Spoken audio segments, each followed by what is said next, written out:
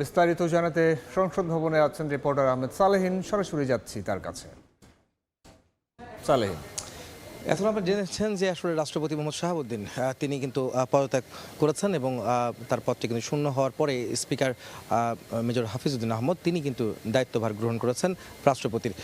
ইতিমধ্যে এই সংবাদ সম্মেলন কিন্তু তিনি করেছেন জাতীয় সংসদের সচিবালয়ের শপথ কক্ষে। আসলে তিনি সংবাদ সম্মেলন করে মেজর হাফিজউদ্দিন আহমদ যিনি এটি গণমাধ্যমকে জানিয়েছেন যে বিকেল 5টা 1 মিনিটে আজকে রাষ্ট্রপতি মোহাম্মদ শাহাবুদ্দিন তিনি তার স্বাক্ষরিত পদত্যাগপত্রটি জমা দিয়েছেন এবং সেখানে তিনি উল্লেখ করেছেন যে অসুস্থতার কারণ উল্লেখ করেছেন, যেখানে অসুস্থতা বেশ কয়েকটি বিষয় তিনি উল্লেখ করেছেন। তার আসলে কী কারণে তিনি আসলে দায়িত্বভার তিনি দায়িত্ব থেকে পদত্যাগ করলেন সেটি কিন্তু উল্লেখ করেছেন। আমরা এটা বলতে চাই যে চিঠিটি আসলে আমাদের হাতে আছে, যে চিঠিতে তিনি উল্লেখ করেছেন উচ্চ রক্তচাপ, ডায়াবেটিস ও কিডনি জটিলতা তিনি আগে থেকে ভুগছিলেন। একই সঙ্গে তার হৃদযন্ত্রে বাইপাস সার্জারি করা হয়েছিল। আপনারা জানেন যে কিছুদিন আগে তিনি লন্ডনে চিকিৎসার জন্য গিয়েছিলেন, উন্নত চিকিৎসার জন্য, এবং সেখানে তিনি চিকিৎসা করিয়েছিলেন। সেই বিষয়গুলো কিন্তু মোটামুটি এখানে উল্লেখ করা হচ্ছে এবং তিনি বলেছেন যে ইদানিং তার সেই স্বাস্থ্য পরীক্ষা করা হয়েছিল, সেখানে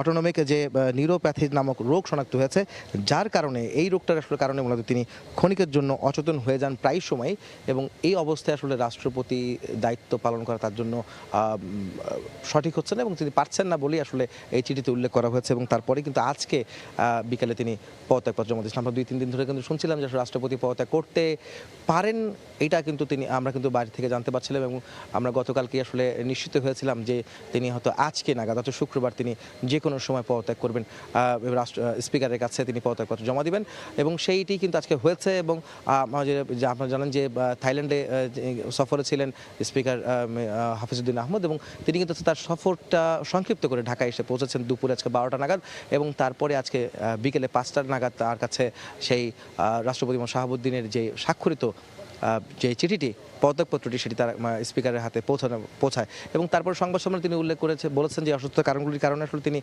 যেমন পদত্যাগ করেছেন, একই সঙ্গে তিনি বিগত সরকার, আওয়ামী লীগ সরকারের আমলে তিনি নিয়োগপ্রাপ্ত হলেও, রাষ্ট্রপতি হলেও তিনি কিন্তু বর্তমানে অন্তর্বর্তীকালীন সরকারের পরবর্তী যে বিএনপির সরকার আসলে যারা 12 ফেব্রুয়ারি নির্বাচনে বিএনপি সংখ্যাগরিষ্ঠতা নিয়ে যে সরকার গঠন করেছে, সেই সরকারের প্রতি তার আস্থা এবং তিনি সমর্থন জানিয়েছিলেন এবং শ্রদ্ধা জানিয়েছিলেন দেখে তার প্রতি তার প্রশংসা কিন্তু স্পিকার হাফিজউদ্দিন আহমদ করেছেন এবং তার আসলে আশু রোগ মুক্তি এবং তার মঙ্গল কামনাও কিন্তু প্রেস কনফারেন্সে স্পিকার হাফিজউদ্দিন আহমদ তিনি করেছেন এবং একই সঙ্গে বলেছেন যে স্পিকার হিসাবে তিনি কিন্তু এখন থেকে রাষ্ট্রপতি দায়িত্বভার গ্রহণ করেছেন এবং তিনি সেই ঘোষণাটা দিয়েছেন। অর্থাৎ এর সংবিধান অনুযায়ী কিন্তু রাষ্ট্রপতির পদ শূন্য হলে স্পিকার নিজেই সেই রাষ্ট্রপতির দায়িত্বভার গ্রহণ করেন, সেটি কিন্তু তিনি আজকে জানিয়েছেন।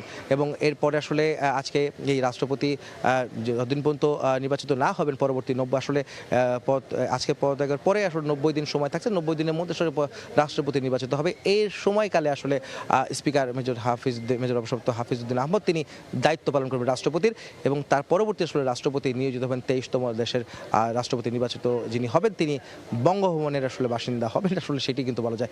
তো এই ছিল আমার কাছে এখন পর্যন্ত রাষ্ট্রপতি শাহাবুদ্দিনের পদত্যাগ করা এবং স্পিকার হাফিজউদ্দিন আহমদের রাষ্ট্রপতির দায়িত্বভার গ্রহণ করার সবশেষ খবর। আহমেদ সালেহীন যুক্ত হয়েছিলেন জাতীয় সংসদ ভবন থেকে।